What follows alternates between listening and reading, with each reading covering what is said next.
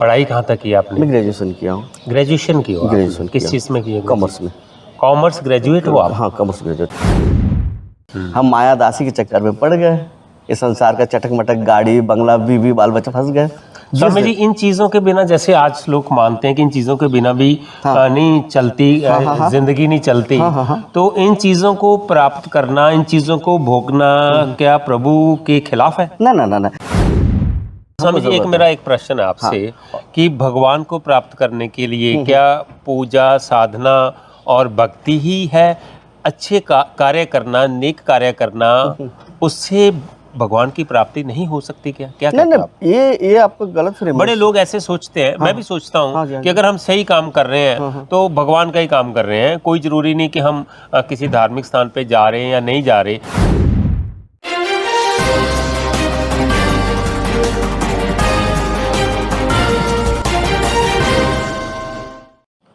ਤੁਹਾਨੂੰ ਸੁਣਾਉਂਦੇ ਆ स्वामी जी बसंत जी महाराज बरसाना तो आए हैं, वृंदावन तो की कहते हैं जीवन चक्कर बारे।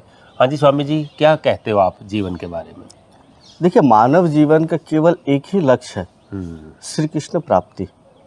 और आज हम लोग चार्वाक सिद्धांत को अपना चुके हैं। यावत जीवेत सुखम जीवेत ऋणम कृत्वा घृतम पीवेत भस्मीभूतस्य देहस्य पुनरागमन कुतः। जब तक जियो सुख से जियो, कर्जा करके घी पियो। ये इस सिद्धांत को चार्वाक का हम लोगों ने अपना चुके हैं और कहते हैं कि भाई मरने के बाद क्या होगा ना, देखा जाएगा। भाई देखा जाएगा नहीं, बोलो भोगा जाएगा। बच्चे जब पढ़ते हैं तो उसको माँ बाप बोलते हैं कि बेटा ठीक से पढ़ाई करो वरना आगे चल के भीख मांगोगे। बच्चा बोलता है नहीं मम्मी पापा, देखा जाएगा। देखा क्या जाएगा, भोगा जाएगा। इसी के लिए मानव जीवन का केवल एक ही लक्ष्य है, श्री कृष्ण भक्ति करके श्री कृष्ण को प्राप्त कर लेना। बाकी 84 लाख योनि में पशु पक्षी ना देवी देवता कोई भी भक्ति नहीं कर सकता। केवल मानव शरीर ही एक ऐसा शरीर है जो श्री कृष्ण भक्ति कर सकता है जी। एक बार काकभूषुंडी जी से गरुड़ जी ने प्रश्न किया, काकभूषुंडी मांगवर अति प्रसन्न मोहि जान अणिमादिक सिद्धि अपर निधि मोक्ष सकल सुख खान। हे काक, राम जी ने कहा कि हे काकभूषुंडी जी, आप हमसे वर मांगो, अणिमा मांग लो, लघिमा मांग लो, गरिमा मांग लो। भगवान की अष्ट सिद्धियाँ हैं और यह सबसे बड़ी हमारी सिद्धि है मोक्ष। मोक्ष मांग लो। तो काकभूषुंडी ने कहा कि नहीं प्रभु, हमें आपकी मोक्ष नहीं चाहिए, हमें तो केवल आपकी अविरल भक्ति विशुद्ध तव श्रुति पुराण जेहि गाव जेहि खोजत योगी मुनि प्रभु प्रसाद को पाव तो देहु दया करी राम। हे राघवेंद्र सरकार, अगर देना ही चाहते हो तो आपकी अविरल भक्ति मतलब निष्काम भक्ति। और हम लोग मंदिरों में जाते हैं और भगवान से क्या कहते हैं, हे प्रभु जी मेरा नौकरी नहीं है, मेरा शादी नहीं हो रहा, मेरा बिजनेस नहीं चल रहा। तो एक संसार का सामान भगवान से मांग रहा। हमारे जैसे मूर्ख ऐसे संसार में नहीं होगा। अरे भगवान के पास जाके भगवान को मांग लो ना, तो पूरा संसार जीत लोगे। ये है इसका सिद्धांत। तो जब तक हम लोग ये नहीं समझ लेंगे कि हमारे जीवन का लक्ष्य क्या है। अभी हम लोग को जेल में है, 84 लाख प्रकार के जो संसार है ये जेल है। जेल में रहकर जेल की सामान मांग रहे। कोई ये नहीं सोचता कि जेल से 84 लाख से ऊपर कैसे हम जाए और अपने प्रभु श्यामा शाम को कैसे पालें।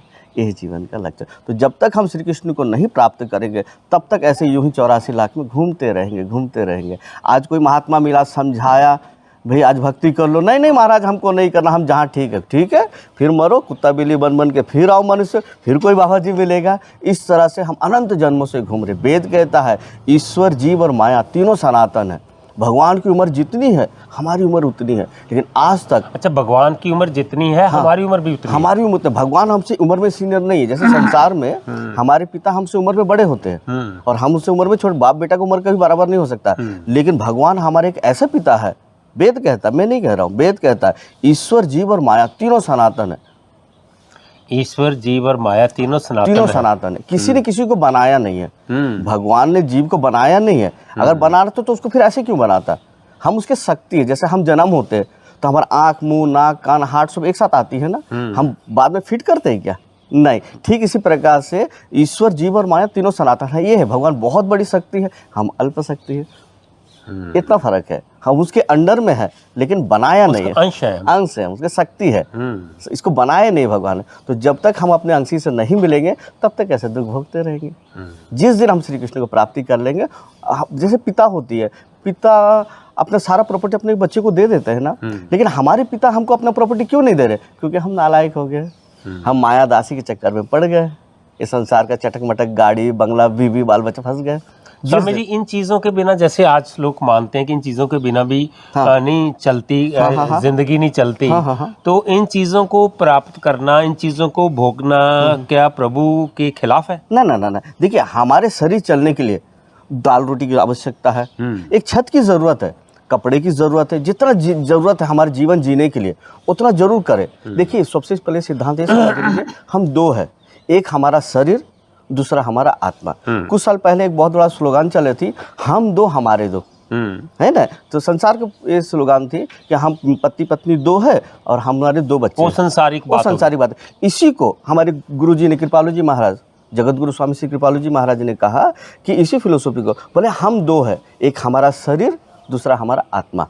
शरीर के लिए पंच महाभूत का सामान की आवश्यकता है नहीं? आज हमको छत नहीं होगा, पेट में भोजन नहीं होगा, उस कपड़ा नहीं होगा, बोलते हैं ना, भूखे पेट भजन ना हो गोपाला। तो भाई दाल रोटी तो चाहिए। तो मेरा पॉइंट तो इसी बात पे आ रहा है कि देखो, पैसा कमाना, संपत्ति ग्रहण करना, अगर आदर्श से बंदा आदर्शों के साथ ये काम कर रहा है तो मेरा ख्याल, मेरा अपना मानना है कि ये गलत नहीं है। नहीं, गलत काम हमने नहीं कहा, हमने बोले कि जितना आवश्यकता है उतना जरूर करे। मेरा कहने का हमारे पास 24 घंटा है, इसको हमने 20 घंटा संसार के पैसा कमाने, बिल्डिंग बनाने, सब में घोष कर दिया। भगवान के लिए कितना समय दिया आपने? तो जितना जरूरत है शरीर चलने के लिए। अच्छा स्वामी जी, एक मेरा एक प्रश्न है आपसे कि भगवान को प्राप्त करने के लिए क्या पूजा, साधना और भक्ति ही है? अच्छे कार्य करना, नेक कार्य करना, उससे भगवान की प्राप्ति नहीं हो सकती क्या? क्या कहते हैं आप? ये आपको गलत फ्रेम। बड़े लोग ऐसे सोचते हैं, मैं भी सोचता हूँ कि अगर हम सही काम कर रहे हैं तो भगवान का ही काम कर रहे हैं, कोई जरूरी नहीं कि हम किसी धार्मिक स्थान पे जा रहे हैं या नहीं जा रहे।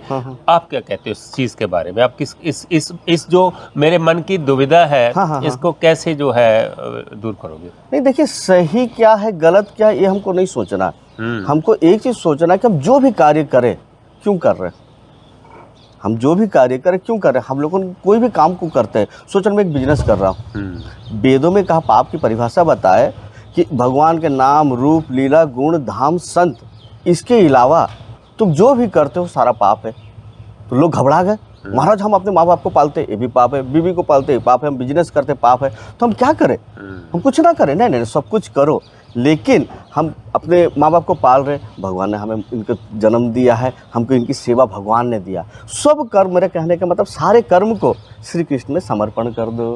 हम दुकान एक स्वामी जी मेरा सवाल है, देखो कि कोई इंसान अगर वो पूरे नित्य नेम से पूजा पाठ करता है, ठीक है, पूजा पाठ से भगवान नहीं मिलते। हाँ, यही पे आ रहा हूँ मैं।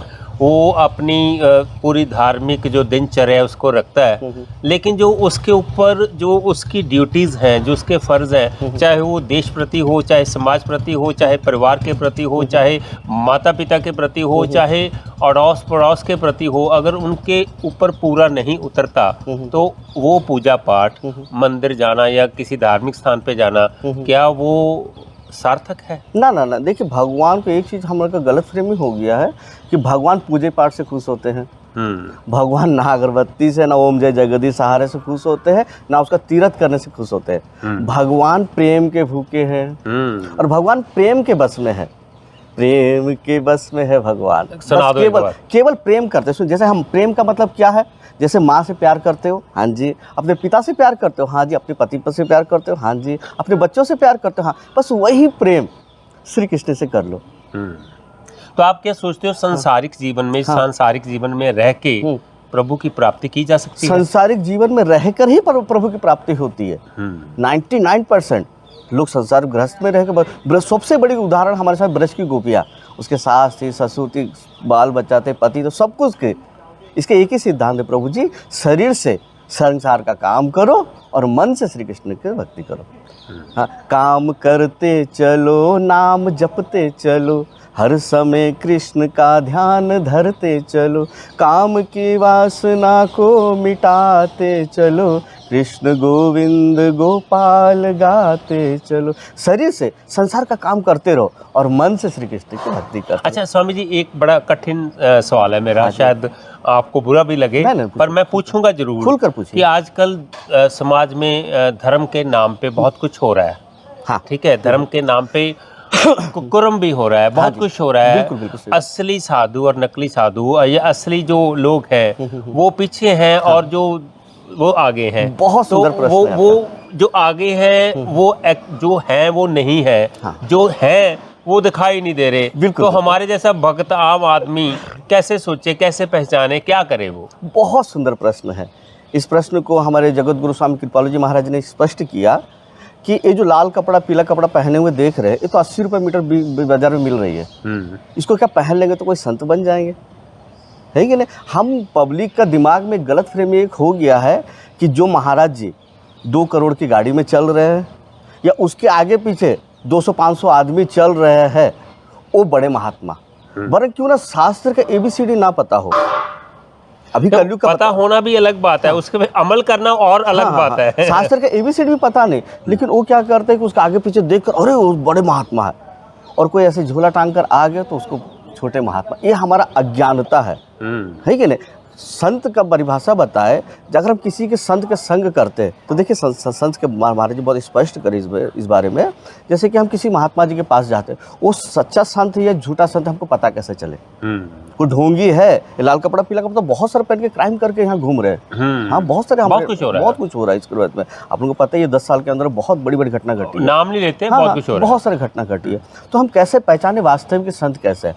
पहला सिम्टम ये बताया गया है शास्त्रों में कि हम किसी भी संत के पास जाएंगे, मैं पूरा कड़वा बोलूँगा, किसी भी, हाँ, पूरा कड़वा बोलूँगा। किसी भी संत के पास आप संसार के लोग जाते हो एक ही आशा से लेकर, महाराज जी हमारा शादी नहीं हो रहा, हमारा नौकरी नहीं लग रहा, हमारा बच्चा नहीं है, हमारा ये नहीं है। संसार के अभाव से आप लोग संत के पास आते हो। तो जो ढोंगे होंगे वो आपको क्या करेंगे? बोलेंगे बेटा एक काम करो, ये विभूति ले लो, ये हवन कर लो, इसको कर लो तो तुम्हारा काम हो जाएगा। बांध दो, ये खोल दो, ये पहन लो, ये ओढ़ लो है। उनसे आप एक प्रश्न पूछिए, महाराज आप बाबा जी क्यों बने? उसका एक ही प्रश्न होगा कि संसार में सुख नहीं है, इसी के लिए मैं बाबा जी बना। ठीक है महाराज, अगर संसार में सुख नहीं है, आप बाबा जी बने, हम अज्ञानी बालक, आप तो गुरु तुल्य, महात्मा तुल्य, पिता तुल्य, है ना? आपके पास हम जब आकर आपको संसार मांग रहे हैं तो आप संसार दे कैसे रहे हो? वास्तविक संत आपको संसार नहीं देंगे। मेरे पास बहुत सारे लोग आते हैं, मैं कथा करता हूँ, मेरे पास बहुत सारे लोग आते हैं, बोलते महात्मा जी मेरा 12 साल 13 साल हो गया, मेरा शादी हुई, बच्चा नहीं हो रहा। हम बोले भैया पहले बताओ कितने महात्माओं के पास गए हो? बोले महाराज बहुत महात्मा के पास गए। क्या बोलते हैं कि एक काम करो, विभूति बांध लो, एक डोरी बांध लो, एक हवन कर लो तो तुम्हारा बच्चा हो जाएगा। हम बोले अब तक हो गया? बोला नहीं महाराज जी। हम बोले मैं भी वही करूँ क्या? मैं भी वही करूँ क्या? 11,000 का चुनाव लगाओ। एक तो हम ऐसे दुखे, महात्मा जी के पास गए, बस वो 11,000 का चुनाव लगा दिया। तो उसी के लिए इस चीज़ को याद रखिए, कोई महात्मा कोई संत हमें कंस नहीं दे सकता। भाग्य में जो लिखा होगा वो ही हमको मिलेगा। कभी कभी से तुक्का बैठ जाती है कि हमारा तो बच्चा उसका नाम हो जाता है, उसका नाम हो जाता है, बस यही है इसका फिलोसफी। तो लाल कपड़ा पीला कपड़ा पहनकर अगर कोई बोलेगा कि मैं बाबा जी ने, संतों का सानिध्य बताया गया है कि आपको संसार नहीं देंगे। संत का जब संग करेंगे कुछ दिन, उनकी बात को मान के चलेंगे तो श्री कृष्ण प्रेम उदय होगा आपके हृदय में। अगर वो नहीं हो रहा है तो चाहे जितना भी बड़ा महात्मा हो, उससे काम नहीं होगा। स्वामी जी आपने बहुत अच्छा कहा, एक सुख होता है, हाँ। एक आनंद होता है। हाँ जी। हम लोग सुख की प्राप्ति के लिए घूमते फिरते हैं। हाँ। जो अध्यात्म है वो आनंद की प्राप्ति की। सच्चिदानंद श्री कृष्ण है हमारे, सच्चिदानंद। जब तक उस आनंद को हम नहीं प्राप्त कर लेंगे तब तक ऐसे भटकते रहेंगे। और देखिए छोटा सा बच्चा है, उसको पूछो बेटा क्या कर रहे हो? महाराज जी 10वीं में पढ़ रहा हूँ, बड़ा होकर डॉक्टर बनूंगी, फिर उसके बाद क्या लंदन जाऊँगा, अमेरिका जाऊँगा, फिर क्या करूँ, करोड़ों रुपये कमाऊँगा, फिर क्या करोगे? बिल्डिंग खरीदूँगा, हेलीकॉप्टर खरीदूँगा, शादी करूँगा, उसके बाद खुशी से रहूँगा, आनंद से रहूँगा, पीस से रहूँगा, हैप्पीनेस से रहूँगा।